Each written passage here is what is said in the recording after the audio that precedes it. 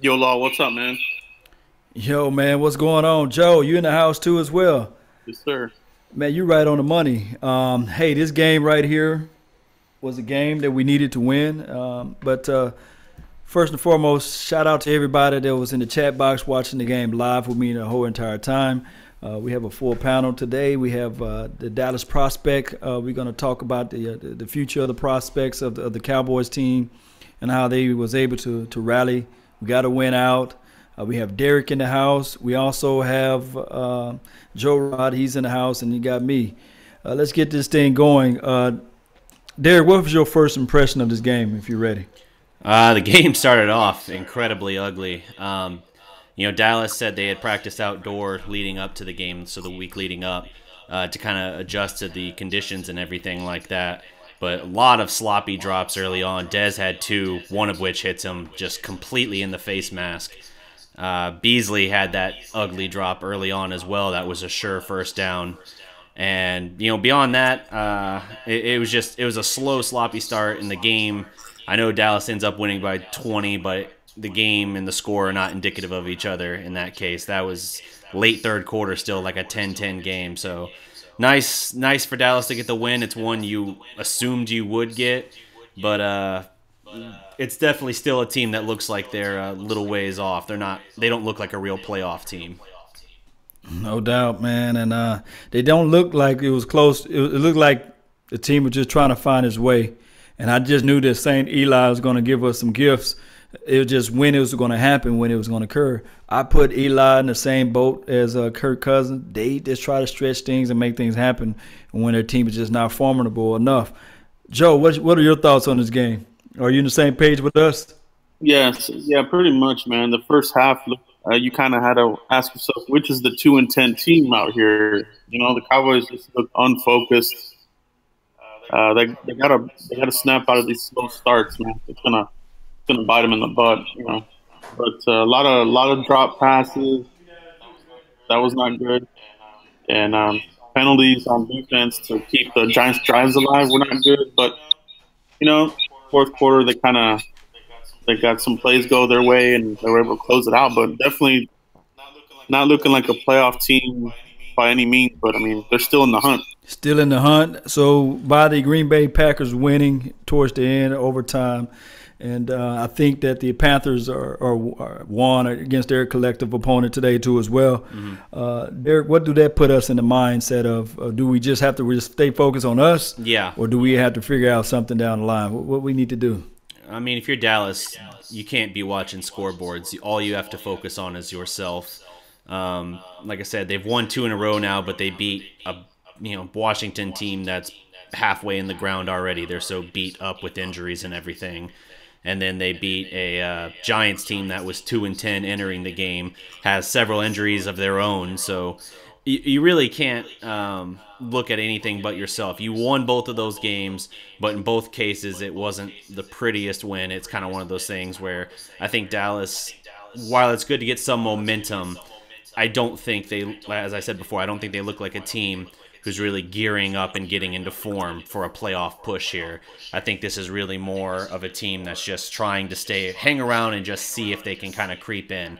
And to do that, they realistically need Seattle to lose really this week or next. And it's possible because I think Seattle's got the Rams and I'm trying to remember who the other one is. They have two opponents, though, that I think either of which could get them potentially. And then, Dallas has them Christmas Eve where Zeke returns, so that'll be huge. That will be nice. And what if the Eagles lose out? Even if the Eagles lose out, I mean, they haven't clinched the division yet, but I don't see Dallas making that kind of push. We'd have to win out. They'd have to lose out. I think the Eagles are going to – I don't know if the Eagles have one left against Washington or New York, but if they do, there's an easy win right there, right? Right. But, I think they don't have anybody. I think they got to play the Giants left. I don't know, but I know they got to play us. So, yeah. Joe, what's your thoughts? Man, I think it's possible, man. The Eagles have shown that they can collapse. They've done it before. So it looks like they're already struggling here with the Rams. So, what's the score by chance? Do you know the score? 0-0, but Wentz just threw an interception. Wentz, we'll see what they do, but Rams they're about to score. Yeah, so I'm just gonna have to pay real close attention to that game. So if we go back and look at this first quarter, we had crucial catches and missed catches by Dez Bryant. What are your thoughts on that, Darreck? Is it elite, or is it just one of those things where we sitting here saying to ourselves, when will the bridge collapse from under us? Right. How long can we go with this? Is it a Band-Aid over a bullet wound, or is this something that I'm not trying to be negative, but is this something that we can lean towards down the future? We're not saying we got to trade Dez, but will there be an understudy next year, or what needs to happen? Well, early in the game, I get it. Like, really cold weather, the ball is harder than normal, your hands are numb. It feels like catching, a rock. It's not like catching a normal football. That said, like I said, he had those two ugly drops in the first half. The second of which is absolutely inexcusable. You could maybe argue the first just because it was a little high, even though it was like forehead height. And he's kind of getting hit in the back at the same time, so maybe on that one. But the second one was just downright ugly. He makes the play in the second half. The 54-yard touchdown catch. It's an 8-yard catch, and it's a dude off of the Giants practice squad having to cover him because Janoris Jenkins is shut down for the year with an injury, and the guy doesn't wrap up, goes sliding off his shoulders, and then Dez just has a straight line all the way to the end zone. So it's nice strength on the play, and it shows he can still, be assertive.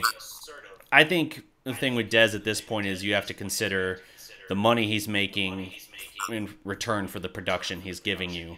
And his play seems indicative to me of a more number 2 type receiver, but his price tag is like elite number 1. So I don't know what the call is for Dallas there, but as I've mentioned before, they've avoided restructuring his contract to move guaranteed money back at all, which tells me they are at least somewhat prepping for a scenario in which they would have to look for a break, whether that be cutting or just simply being able to walk away when his current deal's done. Oh my goodness. So yeah, something we got to think about. Joe, what's your thoughts on that? Man, without a doubt, the Cowboys need to upgrade their wide receivers. You got people dropping passes left and right, boneheaded mistakes. Dez is on the backside of his 20s. So I mean, it just happens. All these elite receivers, when they get up in age, they start to lose it a little bit. And I think that's where Dez is at. I need to use him more in the slot, like the Cardinals used Fitzgerald to extend his career. I think Dez is at that same type of, road in the fork right now with this player. But they got to add somebody. Terrence Williams, just not getting it done either. It's the same deal, man. The field is closer. The defense can hone in on the offense because we don't have a deep threat, and that's hurting us. Yeah, hey, shout out to the Rams. They just scored a touchdown. Yeah, I feel exactly what you're saying. Rob Smith played a hell of a game. He was like one of the better receivers out there, right? Yeah. I'm just playing. But if we look back at this thing all together, like I said, this team played better from as far as the statistics looks like from the naked eye, just looking at the stats. The stats are going to say Dak Prescott threw for 330-some yards and 3 touchdowns, something like that. Mm-hmm. But the visual eye out there when we saw was like, hey, this team doesn't look like a playoff caliber team, nor does it look like a Super Bowl caliber team until we start getting things into place. And it could happen, another spark from Ezekiel Elliott coming back. Not this week, but next week. Maybe they can turn things around if we can just stay positive, just like the coaching that I got up above continues to clap our way through this situation. Maybe something can happen for us. So our next opponent, is it going to be kind of sort of like the same week here? A team that's just kind of like got their backs against the wall, everybody counting them out. Should we not sleep on this team? Because this team can come out and punch us in the mouth, right? The Raiders, I meant to say, you know. Yeah, Oakland's got a talented team, but they seem to be on a backhill slide right now. Derek Carr kind of looks lost at the moment. And it's although they have the talent, I think they're more vulnerable right now. So I actually think Dallas has a real shot with the way things look today to roll with the third straight win and then set up a huge match in Seattle with really all leverage for the wild card up at that point, especially if Seattle trips before then. That game in Seattle, is that here, right? It's not in Seattle, right? I can check real quick. I think it's here. Yeah, Joe, what are your thoughts on Cheeto Bay, a Woozy game, and Jordan Lewis game, what they just recently played? What are your thoughts on them? I think they're continuing to work out, some of the kinks. But man, you gotta like what you're seeing from these guys. Jordan Lewis, pretty good tackling in space, and Cheeto Woozy, helping out with that interception that Sean Lee got. So making plays, he's around the ball. Both those guys are around the ball. The future looks good for the secondary. We need to shore up the middle of that defense. We got gashed on early because of depth. The quality of depth at defensive tackle just isn't there. Richard Ash, Lewis Neal. I mean, these are okay role players, but you can get better there. And not having David Irving there, we kind of saw that early on in the game. Yes, indeed. Irving was able to. When he's not there, we were still looking like we were slow starting off, and he had Ash. He wasn't really creating pressure up the middle. This team got to address that during the offseason or find somebody who's willing to come, a veteran guy who's willing to come and play for us in that slot. If that not, Dallas-Seattle game is in Dallas, by the way. Okay, so it's really a welcome come home party for Zeke then. And I love the way Zeke run on turf too. So it could be an explosive game if he decided to stay healthy on his 6-game escapade or 6-game suspension, what have you. Cabo vacation. Cabo vacation. We know how Cabo do to us, right? Yep. Yes, indeed. So, I mean, if we're looking at this whole game collectively, Deshaun Lee, I do know that we had a lot of little scares when we saw him on the sidelines. Is Sean Lee healthy, or what's going on with that? Do you guys pick that up? Yeah, they said he was healthy and that they were actually just trying to rest him. I don't know if it's in part because of the conditions, worrying about him not being fully warmed up and re-injuring it or something, or if it was just general caution. But they said it was just rest. They were trying to alternate him a little bit to ensure he stayed healthy and good since it was his first game back. And I got to put this guy name out there, Joe and Derek. Jeff Heath. I mean, he came down early in the first quarter. I think he caused a fumble, and I know that the opposition was able to pick the ball back up, and then he broke up a few passes here, and then he caught the interception towards the wee hours of the game. I'm telling you, this guy, as soon as I try to just find a reason to cut him out or cancel him out and find a replacement for him, he shows up and show out. He's the reincarnation of a Waters for those who really watched the Cowboys way back in the days, or a combination of Waters and I would say Bill Bates. Yeah. And the reincarnation of them guys, the guys you want to cancel out and close the door on, and he just comes up and shows up and show out. I think that since 2013, he is the interception leader for the Cowboys. I think that could be possible, right? Or could be. Scandrick would be the only one who could really challenge.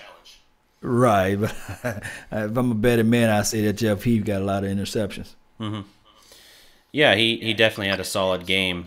He had a real terrible start to the season, but it looks like he's starting to turn it around, so hopefully that can continue.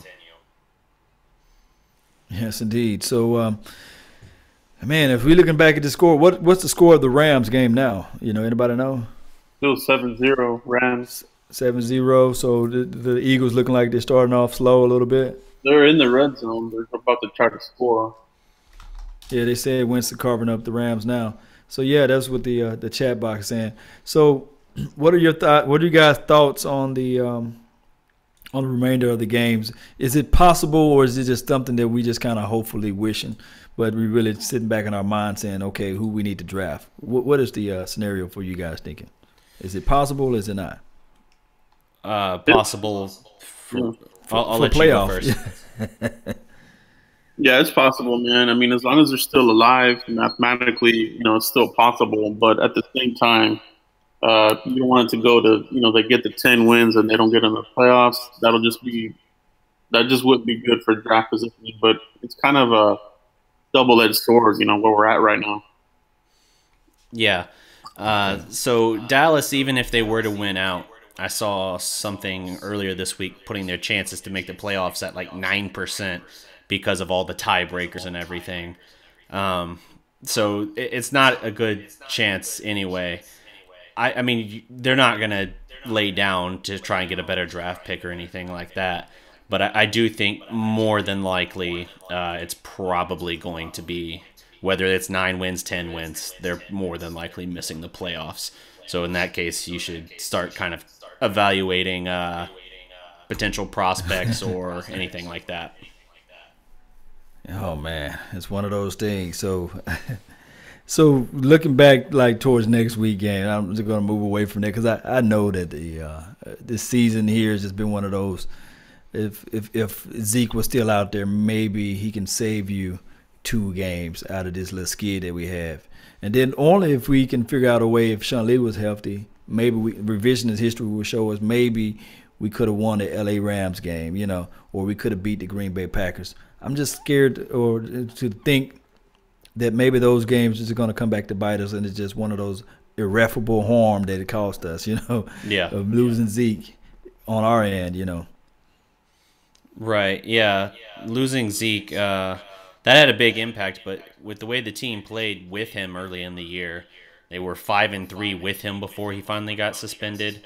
So it's one of those things where I think this team was just going to struggle early in the year regardless. The secondary needed time to kind of find itself a little bit, and it's still a work in progress, but it's certainly a lot better now than it was at the time he started missing games. And I don't know. I mean, those 2 games you mentioned, the Rams game and the Packers game, no doubt those are what's holding us back right now. If you have those 2 games back right now, you're 9-3. So it's completely different there. So excuse me, 9-4. So it's completely different, but it is what it is. So people fail to realize that is the truth. One player can negotiate whether a win or a loss or 1 to lose, 1 to win ratio. So it's just one of them things. Joe, what are your thoughts? Yeah, I just think that, looking at everything, we kind of gave the Cowboys a little bit of an over-evaluation as far as the roster. You're coming off a 13-3 season.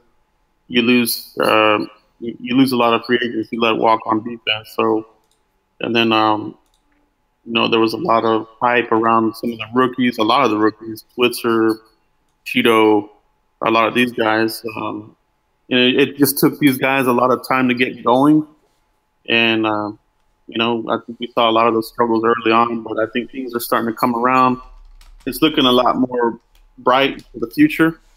But, there was definitely a lot of hiccups along the way. And then the Zeke cloud, there was definitely a cloud over this team with Zeke early on, a 5-3 start. I think that was on Zeke's mind. He we all talked about that early in the season that he didn't look quite the same early on.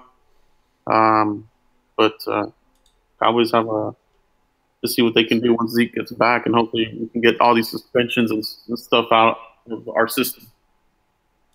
No doubt. So yeah, if we look back at that, we can say to ourselves, will it have been better to take rip the Band-Aid off on the front end and not fight and just forever live with that mantra of being a woman beater, or if it's best to fight for what you believe in as far as your name per se, and what you're going to put out there in the atmosphere as far as the legacy that you leave behind for your kids to grow up and see.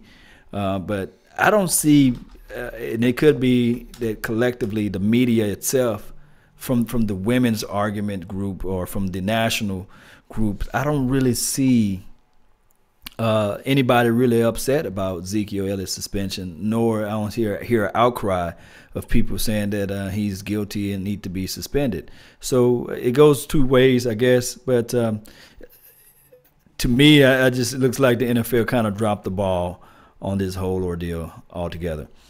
I'm gonna ask you guys two questions. Well, one question here, Darreck and Joe.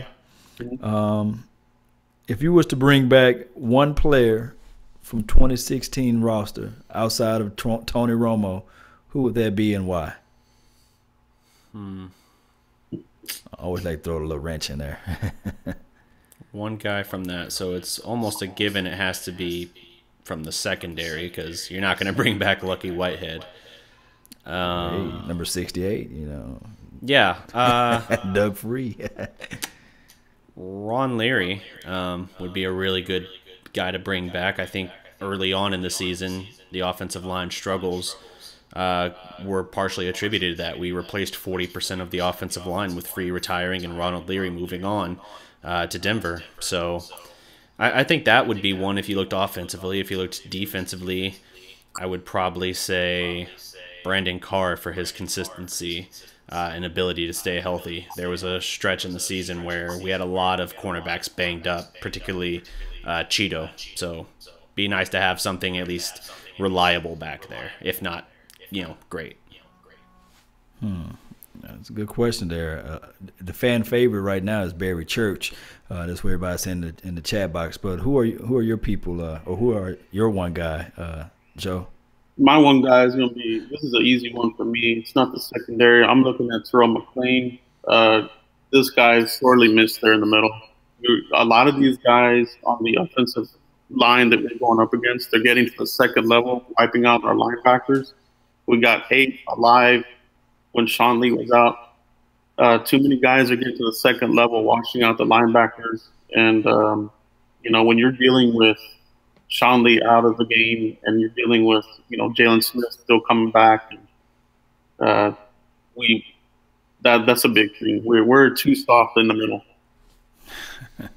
Yeah, you're sure right, and that's the dancing bear, Terrell McClain.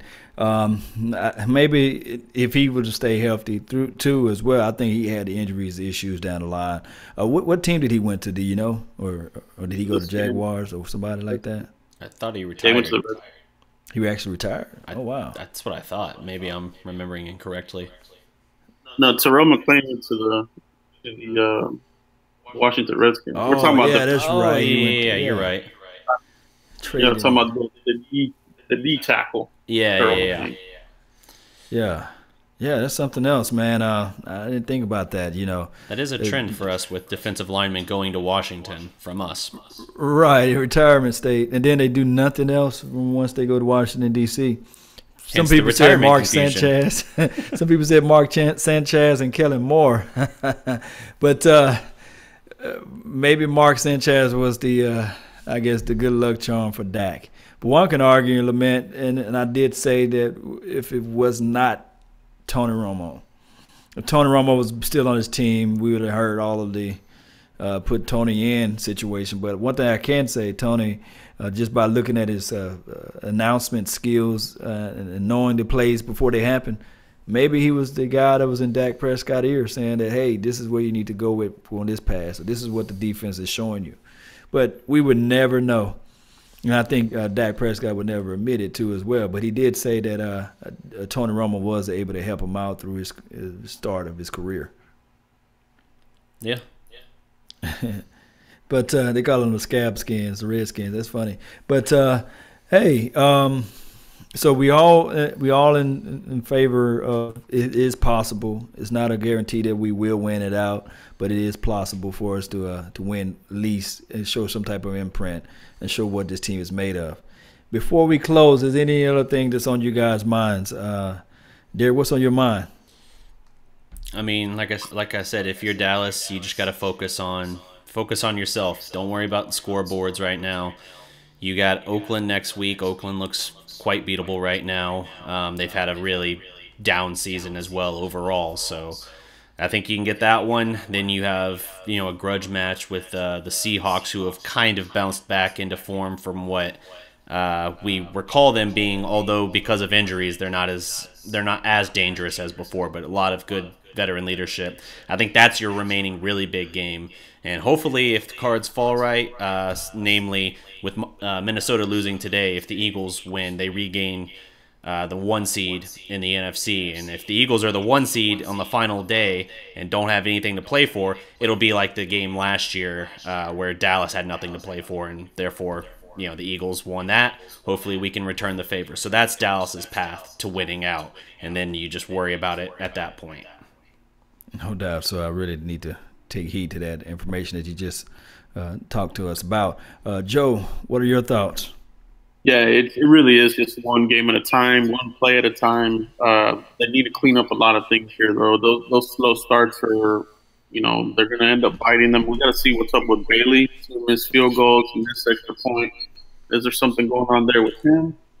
And, I think the rest of our games are definitely winnable games. They just have to play clean football. They got to clean up the holdings and all that kind of thing, man. But they're still alive.